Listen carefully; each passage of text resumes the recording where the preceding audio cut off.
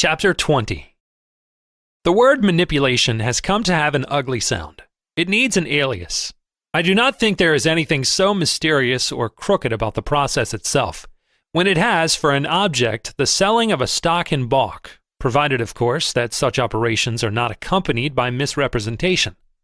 There is little question that a manipulator necessarily seeks his buyers among speculators.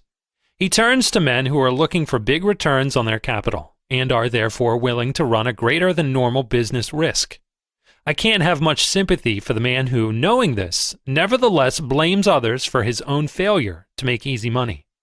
He is a devil of a clever fellow when he wins. But when he loses money, the other fellow was a crook, a manipulator. In such moments, and from such lips, the word connotes the use of marked cards, but this is not so. Usually the object of manipulation is to develop marketability, that is, the ability to dispose of fair-sized blocks at some price at any time. Of course, a pool, by reason of a reversal of general market conditions, may find itself unable to sell except at a sacrifice too great to be pleasing. They then may decide to employ a professional, believing that his skill and experience will enable him to conduct an orderly retreat instead of suffering an appalling rout.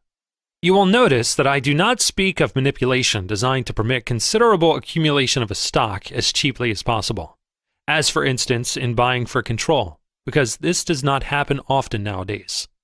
When J. Gould wished to cinch his control of Western Union and decided to buy a big block of the stock, Washington E. Connor, who had not been seen on the floor of the stock exchange for years, suddenly showed up in person at the Western Union Post. He began to bid for Western Union. The traders to a man laughed at his stupidity in thinking them so simple, and they cheerfully sold him all the stock he wanted to buy. It was too raw a trick to think he could put up the price by acting as though Mr. Gould wanted to buy Western Union. Was that manipulation? I think I can only answer that by saying no and yes. In the majority of cases, the object of manipulation is, as I said, to sell stock to the public at the best possible price. It is not alone a question of selling, but of distributing. It is obviously better in every way for a stock to be held by 1,000 people than by one man, better for the market in it. So it is not alone the sale at a good price, but the character of the distribution that a manipulator must consider. There's no sense in marking up the price to a very high level if you cannot induce the public to take it off your hands later. Whenever inexperienced manipulators try to unload at the top and fail, old-timers look mighty wise and tell you that they can lead a horse to water, but you cannot make him drink. Original devils. As a matter of fact, it is well to remember a rule of manipulation, a rule that Keene and his able predecessors well knew. It is this: stocks are manipulated to the highest point possible and then sold to the public on the way down. Let me begin at the beginning. Assume that there is someone, an underwriting syndicate or a pool or an individual, that has a block of stock which is desired to sell at the best price possible. It is a stock duly listed on the New York Stock Exchange. The best place for selling it ought to be the open market, and the best buyer ought to be the general public. The negotiations for the sale are in charge of a man. He or some present or former associate has tried to sell the stock on the stock exchange and has not succeeded. He is or soon becomes sufficiently familiar with stock market operations to realize that more experience and greater aptitude for the work are needed than he possesses. He knows personally, or by hearsay, several men who have been successful in their handling of similar deals, and he decides to avail himself of their professional skill. He seeks one of them as he would seek a physician if he were ill, or an engineer if he needed that kind of expert. Suppose he has heard of me as a man who knows the game. Well, I take it that he tries to find out all he can about me. He then arranges for an interview, and in due time calls at my office. Of course, the chances are that I know about the stock and what it represents. It is my business to know. That is how I make my living. My visitor tells me what he and his associates wish to do, and asks me to undertake the deal. It is then my turn to talk. I ask for whatever information I deem necessary to give me a clear understanding of what I am asked to undertake. I determine the value and estimate the market possibilities of that stock. That and my reading of current conditions in turn help me to gauge the likelihood of success for the proposed operation. If my information inclines me to a favorable view, I accept the proposition and tell him then and there what my terms will be for my services. If he, in turn, accepts my terms, the honorarium, and the conditions, I begin my work at once. I generally ask and receive calls on a block of stock. I insist upon graduated calls as the fairest to all concerned. The price of the call begins at a little below the prevailing market price and goes up. Say, for example, that I get calls on 100,000 shares and the stock is quoted at 40. I begin with a call for some thousands of shares at 35, another at 37, another at 40, and at 45 and 50, and so on up to 75 or 80. If, as the result of my professional work, my manipulation, the price goes up, and if at the highest level there is a good demand for the stock so that I can sell fair-sized blocks of it, I, of course, call the stock. I am making money, but so are my clients making money. This is as it should be. If my skill is what they are paying for, they ought to get value. Of course, there are times when a pool may be wound up at a loss, but that is seldom, for I do not undertake the work unless I see my way clear to a profit. This year, I was not so fortunate in one or two deals, and I did not make a profit. There are reasons, but that is another story, to be told later perhaps.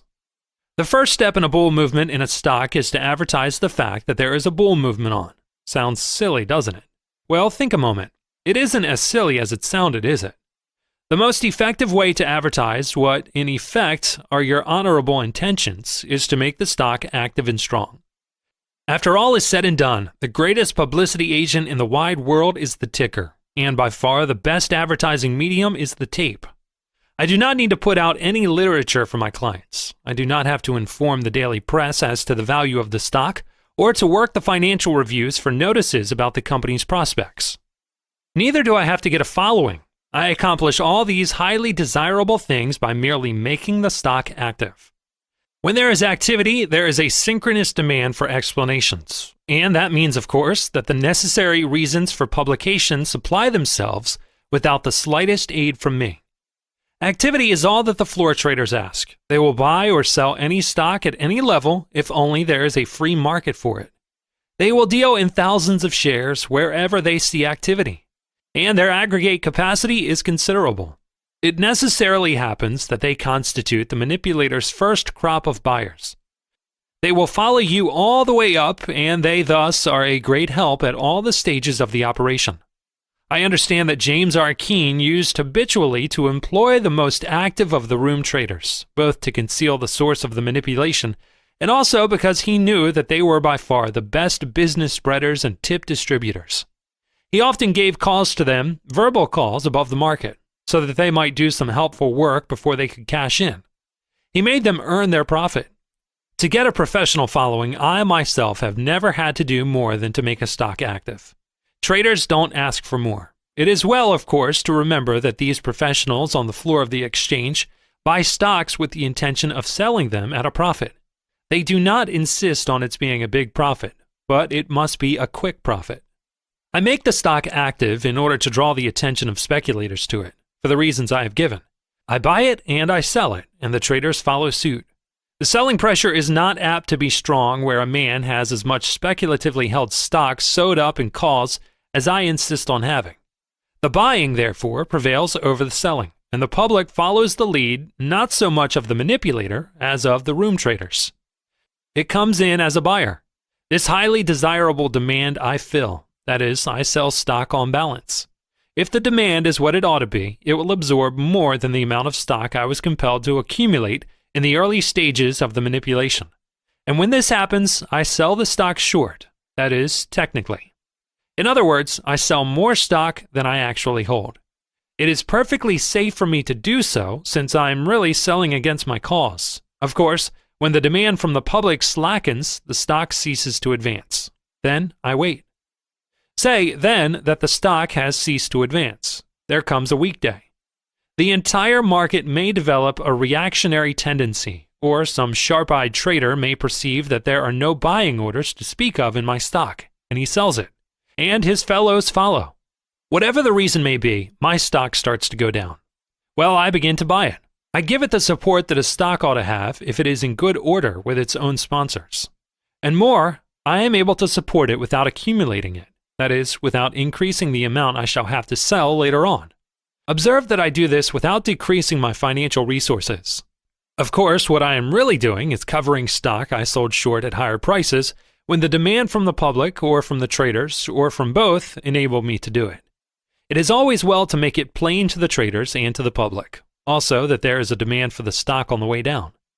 That tends to check both reckless short selling by the professionals and liquidation by frightened holders, which is the selling you usually see when a stock gets weaker and weaker, which in turn is what a stock does when it is not supported. These covering purchases of mine constitute what I call the stabilizing process. As the market broadens, I, of course, sell stock on the way up, but never enough to check the rise. This is in strict accordance with my stabilizing plans. It is obvious that the more stock I sell on a reasonable and orderly advance, the more I encourage the conservative speculators, who are more numerous than the reckless room traders, and in addition, the more support I shall be able to give to the stock on the inevitable weekdays. By always being short, I always am in a position to support the stock without danger to myself. As a rule, I begin my selling at a price that will show me a profit, but I often sell without having a profit, simply to create or to increase what I may call my riskless buying power. My business is not alone to put up the price or to sell a big block of stock for a client, but to make money for myself. That is why I do not ask any clients to finance my operations. My fee is contingent upon my success. Of course, what I have described is not my invariable practice. I neither have nor adhere to an inflexible system. I modify my terms and conditions according to circumstances. A stock which it is desired to distribute should be manipulated to the highest possible point and then sold. I repeat this both because it is fundamental and because the public apparently believes that the selling is all done at the top. Sometimes the stock gets waterlogged, as it were. It doesn't go up. That is the time to sell. The price naturally will go down on your selling rather further than you wish. But you can generally nurse it back. As long as a stock that I am manipulating goes up on my buying, I know I am all hunky. And if I need be, I buy it with confidence and use my own money without fear, precisely as I would any other stock that acts the same way. It is the line of least resistance. You remember my trading theories about that line, don't you? Well, when the price line of least resistance is established, I follow it. Not because I am manipulating that particular stock at that particular moment, but because I am a stock operator at all times. When my buying does not put the stock up, I stop buying and then proceed to sell it down. And that also is exactly what I would do with that same stock if I did not happen to be manipulating it. The principal marketing of the stock, as you know, is done on the way down. It is perfectly astonishing how much stock a man can get rid of on a decline. I repeat that at no time during the manipulation do I forget to be a stock trader. My problems as a manipulator, after all, are the same that confront me as an operator. All manipulation comes to an end when the manipulator cannot make a stock do what he wants it to do. When the stock you are manipulating doesn't act as it should, quit. Don't argue with the tape. Do not seek to lure the profit back. Quit while the quitting is good and cheap.